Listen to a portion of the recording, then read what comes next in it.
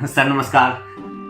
आपको तिरंगा भेंट करने आए थे। आपको तो पता ही है, मोदी जी ने हर घर तिरंगा अभियान शुरू किया है। अरे बहुत बहुत स्वागत है सर। लेकिन मेरी एक रिक्वेस्ट है, सिर्फ एक नहीं, कम से कम आप मुझे 20 तिरंगे दे के जाइए, क्योंकि हमारी गली में कम से कम 20 घर हैं। या तो मैं खुद जाके बांटाऊंगा या फिर मैं खुद ही लगा दूंगा सभी घरों पे। सर आप तो बड़े देशभक्त, बड़े जेंटल आदमी निकले। हमने तो सुना था कि आप मोदी विरोधी हैं, आप तो शायद तिरंगा लेने से भी इनकार कर दे। सर मोदी विरोधी हैं, तिरंगा विरोधी थोड़े हैं। नहीं, फिर भी हैं, बहुत सारे लोग हैं, कांग्रेसी हैं और भी बहुत सारे लोग हैं जिन्होंने अपनी डीपी के ऊपर भी तिरंगा नहीं लगाया। यहाँ तक कि अपनी डीपी के ऊपर नेहरू की फोटो लगा ली। हाँ, वो तिरंगा हाथ में लिए। हाँ, हाथ में तिरंगा लिए। तो इसमें कौन सी गलत बात है सर? आप लगा लो। अगर आपको कोई सावरकर की तिरंगा के साथ फोटो मिल जाए, हेडगवार की मिल जाए, गोलवलकर की मिल जाए, श्यामा प्रसाद मुखर्जी की मिल जाए, उन्होंने अपने नेता की लगा रखी है, आप भी अपने किसी नेता की फोटो लगा लीजिए, अगर किसी के हाथ में तिरंगा दिखे तो। हाँ, अरे वो छोड़िए सर, लेकिन मोदी जी ने तो अच्छी मुहिम शुरू की है ना। अरे मुहिम कमाल सर, बहुत ही बेहतरीन।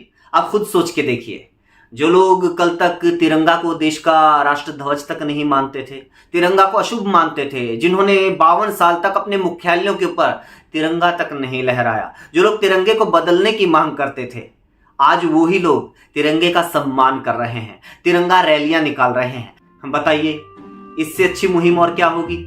अरे सर, यही तो झूठ फैलाया गया है बरसों बरस तक आरएसएस के बारे में।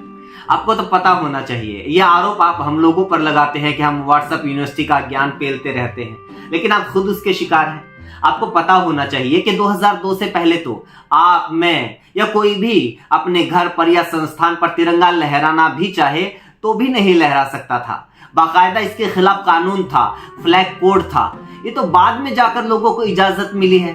फिर से वही व्हाट्सएप यूनिवर्सिटी का ज्ञान। सर, हमारे देश में तिरंगा फहराने पर कभी मनाही नहीं थी। खासतौर पर 15 अगस्त, 26 जनवरी और 2 अक्टूबर को कोई भी आम नागरिक अपने घर पर या अपने संस्थान के ऊपर तिरंगा फहरा सकता था। हम अपने स्कूलों में तिरंगा फहराते थे, तमाम पार्टियां अपने अपने मुख्यालयों में तिरंगा फहराती थी। ये जो फ्लैग कोड है सिर्फ क्या आरएसएस के ऊपर लागू था? अरे सर, अगर आरएसएस तिरंगा विरोधी होती तो फिर 2002 के बाद भी क्यों तिरंगा फहराती? वो इसलिए भाई साहब, क्योंकि 26 जनवरी 2001 को 3 युवा आरएसएस के मुख्यालय में घुस गए थे तिरंगा फहराने के लिए। उनका स्वागत होना चाहिए था ना। अगर आरएसएस तिरंगे का सम्मान करती थी तो उनका स्वागत किया जाना चाहिए था, जैसे मैंने आपका किया। लेकिन नहीं, उनको पुलिस के हवाले कर दिया गया, उनके ऊपर मुकदमा चलवाया गया, उनको सजा दिलवाने की कोशिश की गई। केस नंबर 176 देख लीजिएगा नागपुर कोर्ट में किस मामले में दर्ज है। सुनिए, उसके बाद लोगों को पता चला कि आरएसएस के मुख्यालय में तो तिरंगा फहराया ही नहीं जाता। जब लोगों में बदनामी होने लगी, लोग थू थू करने लगे, लोग विरोध करने लगे, इस दबाव में आकर 2002 से तिरंगा फहराया जाने लगा। और कृपया करके इतिहास में मत जाइए। गांधी जी की हत्या के बाद जब सरदार पटेल ने आरएसएस के ऊपर बैन लगाया था और बाद में जब उस बैन को हटाया गया था, उसमें एक शर्त पता है क्या थी? एक शर्त यह भी थी कि आरएसएस राष्ट्र ध्वज का, तिरंगे का सम्मान करेगा, उसको राष्ट्रीय ध्वज मानेगा। अच्छा, और सुनिए, इतिहास मेरे भी व्हाट्सएप के ऊपर आया है, सुन लीजिए। 15 अगस्त 1947 को देश आजाद हुआ था ना। 14 अगस्त 1947 को आजादी की पूर्व संध्या के ऊपर आरएसएस के मुखपत्र ऑर्गेनाइजर में क्या लिखा जाता है तिरंगे के बारे में?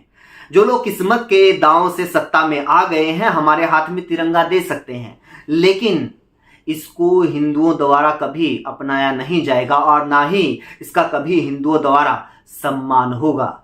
शब्द 3 अपने आप में एक बुराई है और 3 रंगों वाले एक झंडे का निश्चित रूप से एक बहुत बुरा मनोवैज्ञानिक प्रभाव होगा और यह देश के लिए हानिकारक है।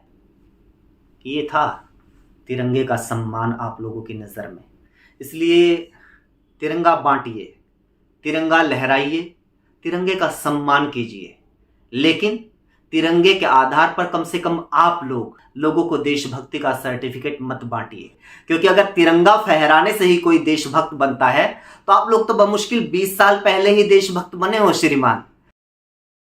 यह आप लोगों के लिए नया है, यह हम लोगों के लिए नया नहीं है। हम तो हर मौके के ऊपर तिरंगा फहराते आए हैं, तिरंगे बांटते आए हैं।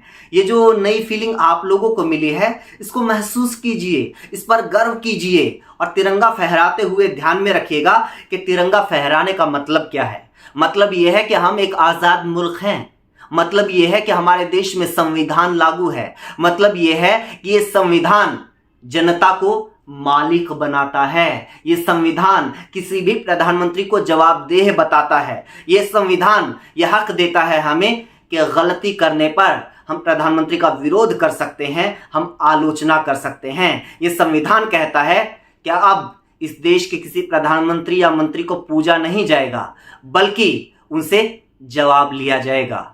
तिरंगा लहराते हुए इस बात को ध्यान में रखिए, ना कि सर्टिफिकेट बांटते चलिए ये देशभक्त है, ये देशद्रोही है। कम से कम स्वतंत्रता दिवस को, कम से कम तिरंगे को तो बख्श दीजिए। तमाम जो भारतवासी हैं वो आपके भाई हैं, वो तमाम भारतवासी देशभक्त हैं। उनके पूर्वजों ने भी इस देश के लिए कुर्बानियां दी हैं। उनके पूर्वजों ने भी इस देश की तरक्की के लिए अपना खून पसीना बहाया है। आप लोग कोई इस देश के मालिक नहीं हो,